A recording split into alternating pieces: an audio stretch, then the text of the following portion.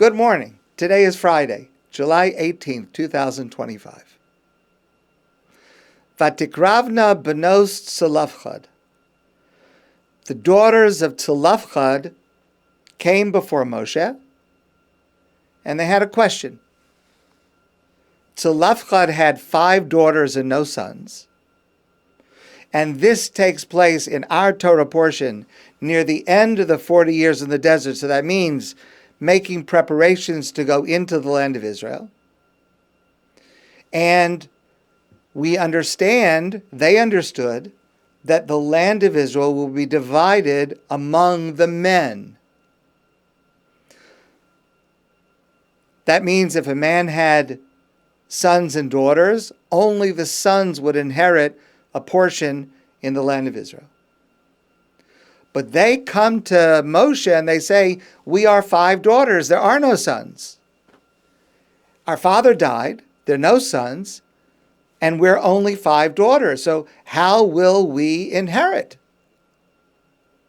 It's a good question. It's a good question. And what actually happens at the end is, in a situation where there are only daughters, each of the daughters inherits from their father equally. And that's what happens.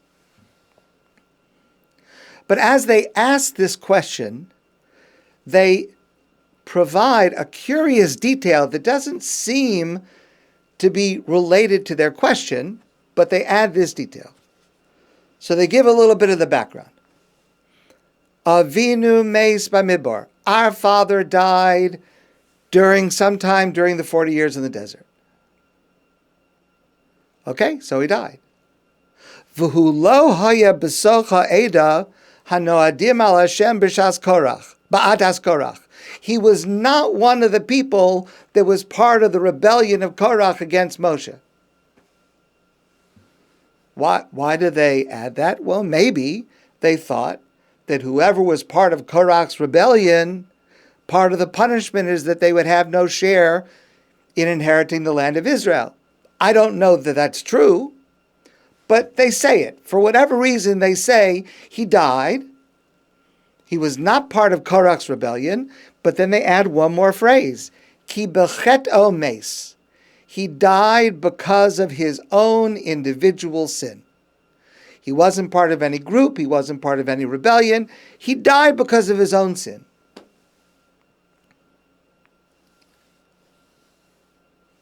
It's not relevant to their question why he died. So it's curious that the Torah would tell us this, that they would say it and the Torah would tell us this, that he died because he committed a serious sin. Now, I am sure many of us would like to know, what was the sin? What did he do? And in fact, the Talmud tells us, the Gemara says as follows, Mekoshesh zet Tzalafchad, Divrei Rabbi Akiva. At the end of Parsha Shlach, a few weeks ago, we learned an incident at the very end of the Torah portion where a person committed a very serious sin, and he was given the punishment of capital punishment, God forbid, and he was executed. And that person is known as the Mekoshesh. There, in that passage, it doesn't say who it was. But Rabbi Akiva says, Mekoshesh zet Tzalafchad. It was Tzalafchad. You want to know what happened to Tzalafchad? He was the one that did that sin at the end of the Parsha of Shlach. That's Rabbi Akiva. Now, listen to what happens. Amala Rabbi Yehuda ben Beseira. Rabbi Yehuda ben Beseira said to him, Akiva, Benkach u benkach ata asid litenes adin. Whether you're right or wrong, you are going to be held responsible for what you said. You should not have said that. You should not have divulged the name of the person that did that sin.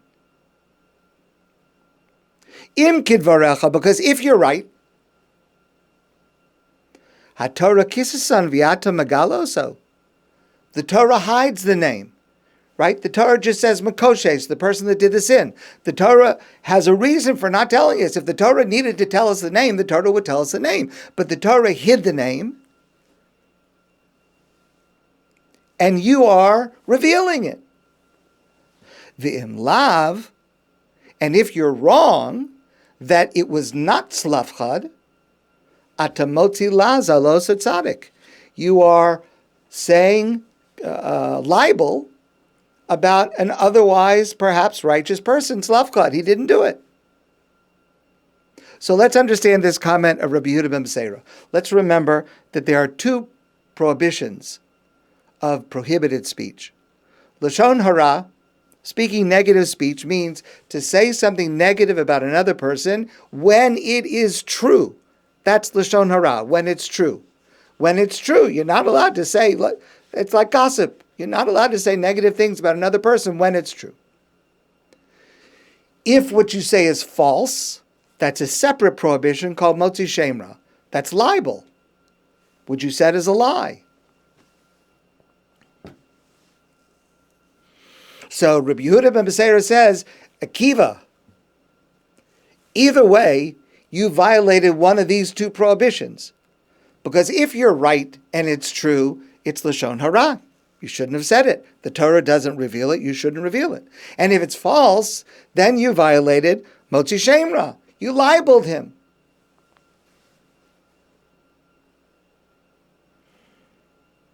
Here's the question. Rabbi Akiva wasn't gossiping. Rabbi Akiva was learning Torah. He was explaining a pasuk. A verse in the Torah says that there's this person of a koshesh, and we don't know who it is. And there's another verse that says slavchad died of his own sin. And Rabbi Akiva is interpreting the verse. He's engaged in Torah commentary. How could that possibly be prohibited? And keep in mind, at the time that Rabbi Akiva was speaking, Tzlafchad had been dead for over 1,000 years. What did it matter? Who is he libeling? The man has been dead for over 1,000 years. And one more question, and this is the most serious. It seems that the Torah itself violates this rule at the beginning of our Torah portion. We've discussed several times this week. At the end of last week's Torah portion of Balak, there is this terrible act of immorality, and Pinchas steps in and kills the offenders and stops the plague.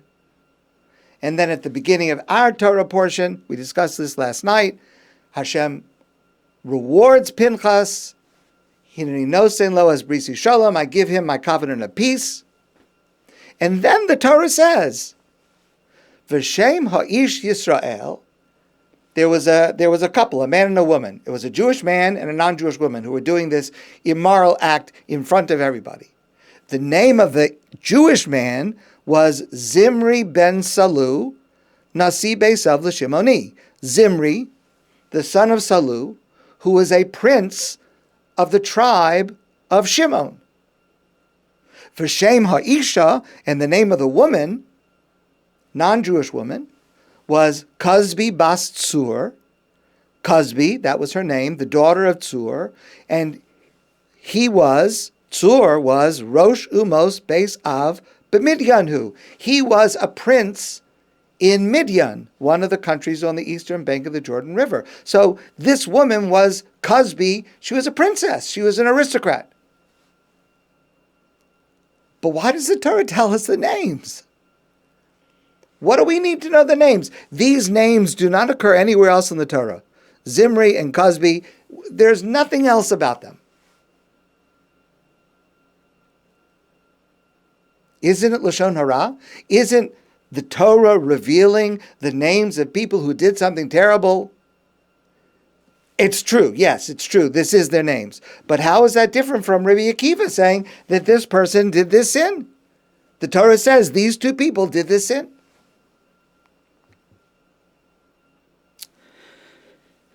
The answer is provided by Rashi,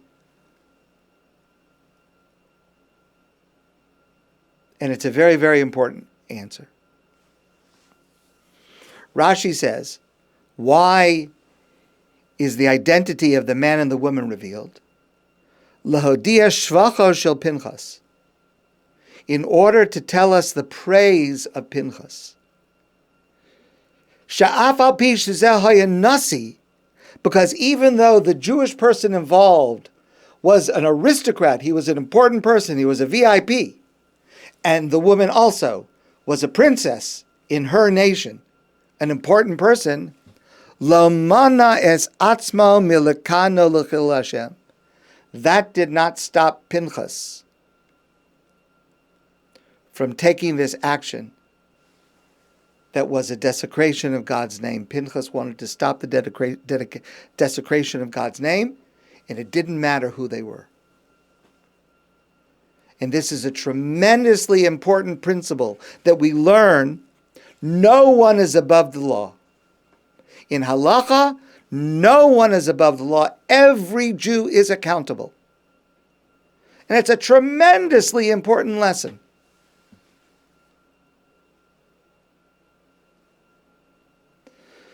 The person who has done more than perhaps anyone else in modern times about explaining to us and teaching us the laws of permitted and prohibited speech is known to us as the Chofetz Chaim, Rabbi Yisrael Meir Kagan of Radin.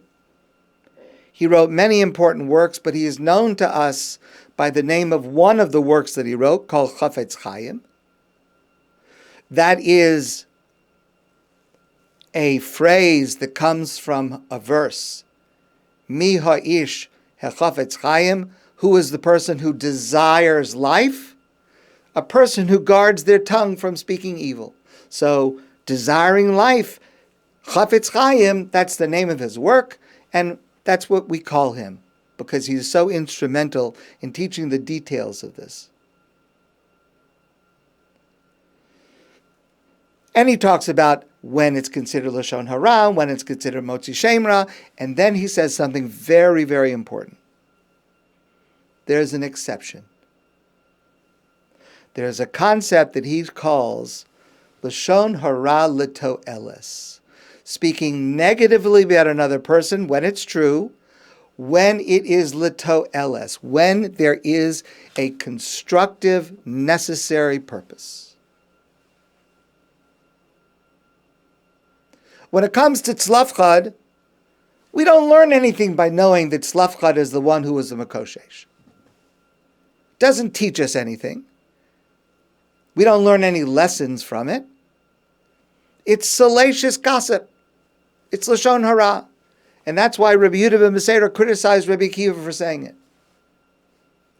But when there is a constructive purpose, then it's permitted. This lesson, that no one is above the law, is a very important principle in Jewish law. And the only way we can learn this lesson is if we know the identity of Cosby and Zimri and the fact of their aristocratic status. And that's why what Rabbi Akiva said was wrong and what the Torah says is permitted. Now, in this category of Lashon Hara L'To'eles, when it is permitted or even necessary to say something negative, which is true, for a constructive purpose, there are a number of guidelines that are very important to keep in mind that Rabbi Akiva, the Chofetz Chaim expounds on. Number one, you can't exaggerate. If you're going to say what the sin is or the fault is, you have to say exactly what it is. You can't overstate it. Number two, it must be relevant information. So, for example, one of the areas this comes up is somebody asks you for to be a reference for someone to have a job. Or someone asks you if such a person is suitable for a shidduch, to make a match, to get married, and you know a fault that that person has. So, if it is litoeles that could save someone from hiring a person that would be negative and bad for their business, or if you can save someone from getting involved in a match, a marriage that could be disastrous, you're not only allowed, you're required to say it. But there are these criteria. You can't exaggerate. It's got to be relevant. So whatever the case is, if the information that you have is relevant to the reason it's being asked, then you're required to say it. If it's not relevant, then there's no reason to say it. It's not litoeles. Or if your information is not going to be used to make a decision. For example, someone asks you, but they're already engaged, or they already hired the person. Listen, once you hired the person, so you hired them, you made your decision. What's the point of me saying anything now? It's only when I can help affect what the decision is, and in order not to cause harm, that's when I'm allowed to say something. But if it won't affect the decision, then I'm not allowed to say anything. Also, it must be a situation where there is no other way for the information to be known. And if in your judgment the information can be known without you, then there's no permission to say it. I'll just give you a superficial example. Let's say that someone asks you about a boy, is he suitable for this girl to go out on a date? And you say, well, he's a good boy, he's a nice boy, but you should know he has a big nose. If they're going to go out on a date, the girl's going to see his nose. And she'll make her own mind up. If the nose bothers her, fine. If it doesn't bother her, fine. But your best judgment ought to be that you don't have to share that information, because she's going to find out herself. And if it's something that she's going to find out herself, you have no permission to say it.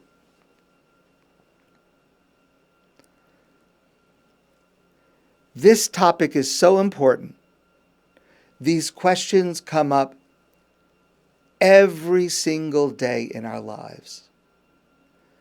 When we are asked about someone or something, and even if we're not asked, if we know something negative, and we have to decide, are all of these criteria met or not?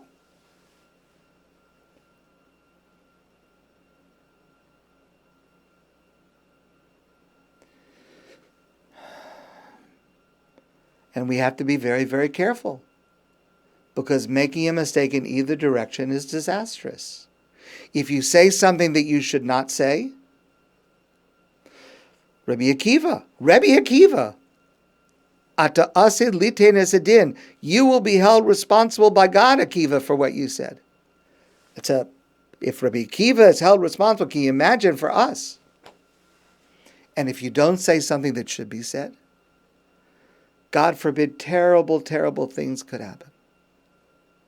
In any area of life, I'm familiar, particularly in the area of shidduchim, of matches, where there is a flaw and it's hidden, and there are people who know about it, but they don't reveal it. And then it turns out right after the wedding, as soon as the other person finds out, it's something they can't live with. And I've discussed this many, many times. There is an epidemic in the Jewish community of divorces taking place shortly after the marriage. And often it's because of this. And it ruins people's lives.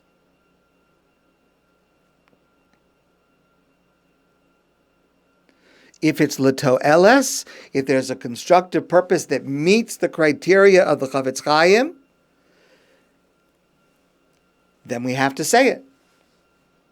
And if not, We're not allowed to say it, no matter how trivial it is. Now, there's one more standard I didn't mention before, but this is one of the standards, and a very difficult standard to meet sometimes. The person who is sharing this information cannot have any personal animosity towards the person you're speaking about. As if I happen not to like that guy, even if what I say about him is true and it's relevant, I'm not allowed to do it. I have to find somebody else to do it, because my personal animus will inevitably get into the way.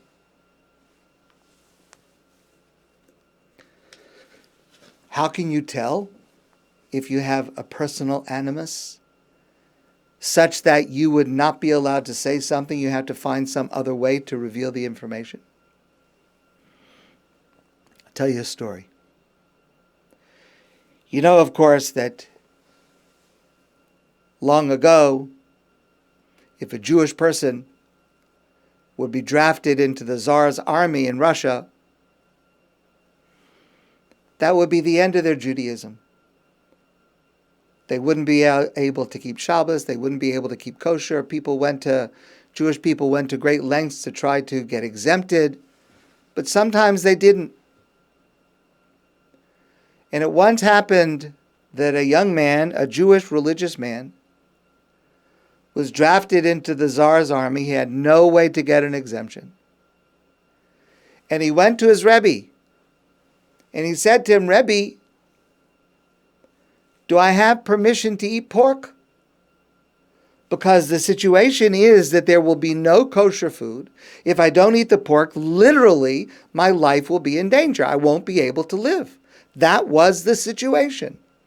Is it permitted for me to eat pork while I'm in the Tsar's army?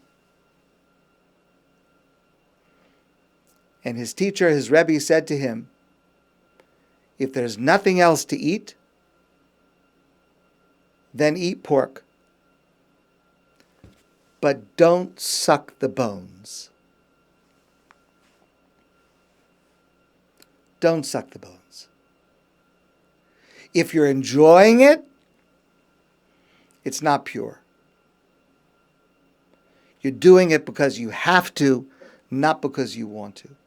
And if you're getting some kind of satisfaction or pleasure out of saying something like this, that's not litoelis. That's not a constructive purpose. You need to exempt yourself under those circumstances. Don't suck the bones. Don't get enjoyment out of saying something negative, even when it's true, about another person. My friends, I wish you a great day and a beautiful Shabbos. And I look forward to seeing you soon in person.